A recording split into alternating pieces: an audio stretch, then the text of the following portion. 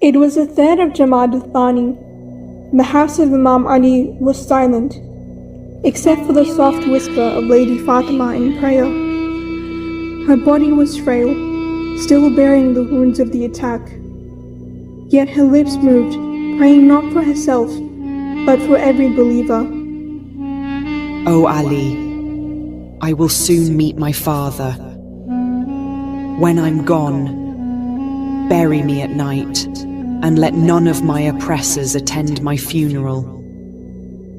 Whispering Bismillah ar-Rahman ar-Rahim, her soul returned to its creator, peacefully, like a flower carried away by divine light. And so, under the cover of night, Ali buried the daughter of the Prophet in secret.